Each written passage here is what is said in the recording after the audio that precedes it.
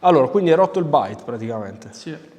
Allora, Nicola si è presentato in studio perché c'è stata una rottura del bite in questi giorni, ma stava serrando tantissimo e ha avuto una correlazione di un gonfiore, fastidi, quasi come ernia iatale, sulla parte intestinale. Siccome sa che siamo molto selettivi, se selezionati in ambito organico, ci ha chiamato. Andiamo a vedere, di base ti dico già che c'è già una compressione sulla parte masticatoria e effettivamente il serramento notturno è importante. Apri un po', chiudi, ecco qua. Se anche voi avete queste problematiche di questo tipo, tensione addominale, gonfiore addominale, serramento notturno, questo video è quello che fa per voi, guardatelo. Stiamo andando a detendere completamente la parte del pterigoideo di sinistro, che sono i muscoli che intervengono nel serramento notturno. Sì, è un po' cattivo, però apri un po', chiudi, rilassa, apri un pochino, rilassami un pochino qua, eccola qua.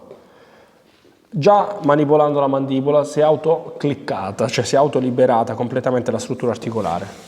Calcola che Nicola serra sempre, calcola che ha messo più bite, ma nel tempo tende sempre a romperli. Sicuramente la funzione di una nuova struttura buccale, cioè nel senso di un nuovo attivatore, un nuovo bite aiuterà, rilassa, ma anche un meccanico che sappia allentarli tutte le tensioni è fondamentale. Ovviamente, come in ogni situazione, da un punto di vista cervicale ci sono dei blocchi importanti. Rilass.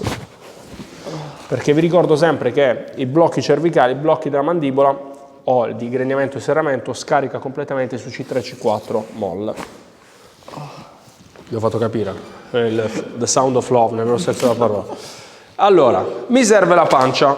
Siamo una clinica che lavora tantissimo i disturbi viscerali. Metti il like e iscriviti al nostro canale, supportaci.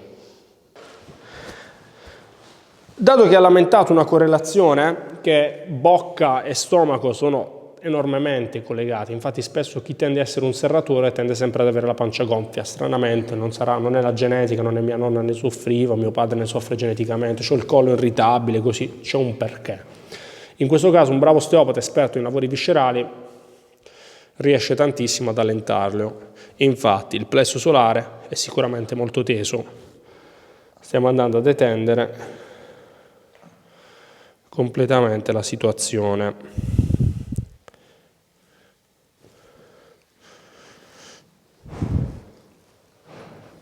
Questa è tutta la parte addominale che va sbloccata. Stiamo andando ora sull'ipsoas.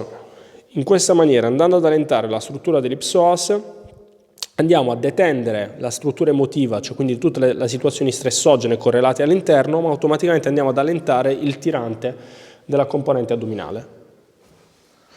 Stesso discorso lo facciamo sull'altro lato, perdonami, se inquadrate la sua faccia notate automaticamente un po' di dolori,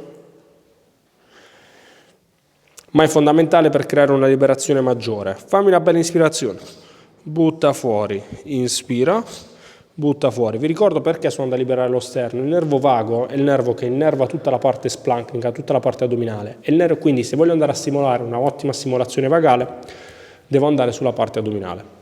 Abbracciati con tutte e due le braccia. Alzami la testa. Butta fuori. Butta fuori. I clack che abbiamo sentito sono tutte strutture della colonna dorsale. In questo caso stiamo andando a detendere completamente la fascia articolare. Braccia lungo i fianchi. Andiamo a liberare leggermente tutta questa parte.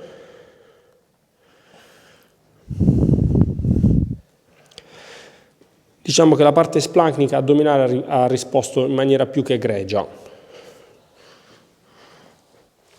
Andiamo per ultimo, inspira, butta fuori, inspira, butta fuori, a liberare la componente addominale.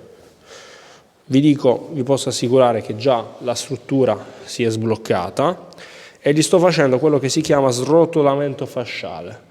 Cioè li sto riarmonizzando la struttura toracica, trazionandoli la cervicale e addominale stessa. Biservi seduto da quel lato. Attenzione che ti potrebbe leggermente girare la testa. Perché gira la testa? Perché avendo riattivato il nervo vago nei primi secondi, il corpo fa un momento che cosa mi è successo, calcolando che gli ho aperto tutta la struttura addominale. Che sensazione inizi già ad avere sulla parte della pancia? Di leggerezza.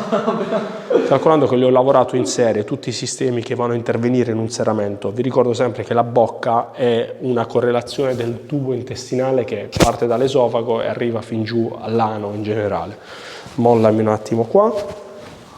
Stiamo andando a liberare per ultimo, giusto questa, eccola qua. Allora,